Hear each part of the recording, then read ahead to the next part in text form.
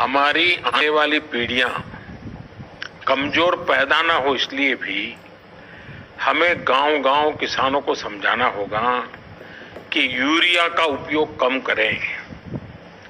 Urea के कारण बहुत बड़े संकट आ रहे हैं।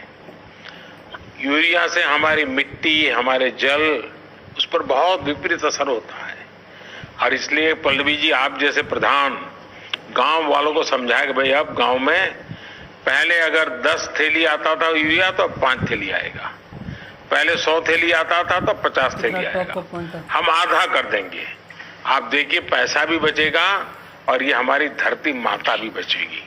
तो मैं चाहूंगा कि जब पंजाब के किसानों से बात हो रही है और पल्लवी जैसे प्रधान से बात हो रही है, तो मुझे पक्का विश्वास है कि आप ये काम करोगे और मेरी तरफ से आपको बहुत बधाई, बहुत शुभकामनाएं। आइए हम महाराष्ट्र चलते हैं। भोले भाले किसान अधिक उत्पादन के लालच में फंसकर रासायनिक खाद व कीटनाशकों का प्रयोग करने लगे। बैलों की जगह ट्रैक्टर से जुताई होने लगी। शुरुआत में कम रासायनिक खादों के प्रयोग से अधिक उत्पादन हुआ। धीरे धीरे रासायनिक खादों के प्रयोग के कारण भूमि की उर्वरा शक्ति क्षीण होने लगी, जिसकी वजह से उत्पादन घटने लगा तथा फसलें कमजोर होने लगी। फसलों के कमजोर होने के कारण उनमें रोग व कीट लगने लगे।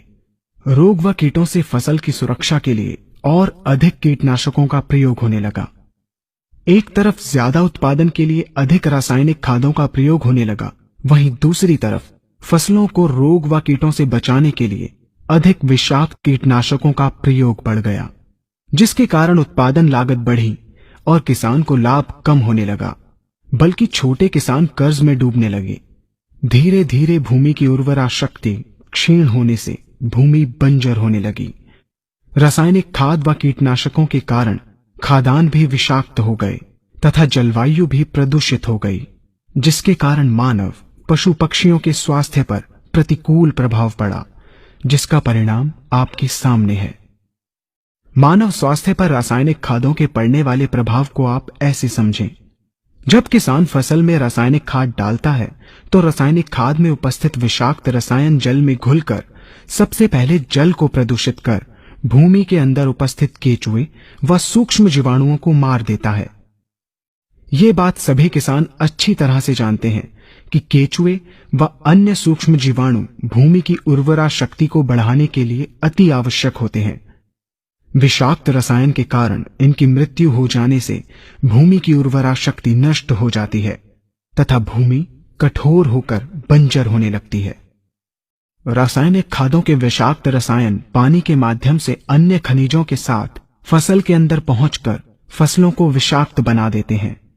बाद में जब खाद्यान्न के रूप में मनुष्य या अन्य पशु इन्हें खाते हैं तो ये विषाक्त रसायन मानव स्वास्थ्य पर बहुत ही बुरा प्रभाव डालते हैं तथा मनुष्य के अंदर तरह तरह के रोग उत्पन्न करते हैं। जब हम जैविक खाद का प्रयोग भूमि पर करते हैं तो जैविक खाद पानी में मिलकर पानी को प्रदूषित नहीं करती।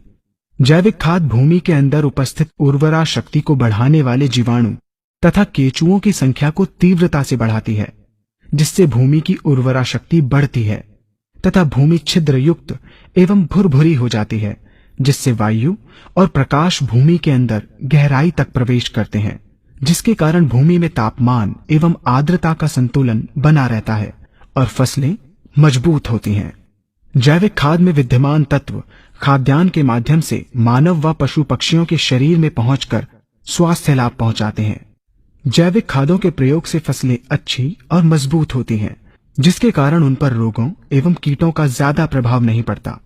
यदि किसी प्राकृतिक कारणवश कीटों व रोगों का प्रभाव अगर पड़ता भी है तो गौमूत्र एवं औषधीय वनस्पतियों के घोल के छिड़काव करने से फसलों को रोग एवं कीटों से बचाया जा सकता है। गौमूत्र एवं अन्य प्राकृतिक औषधियों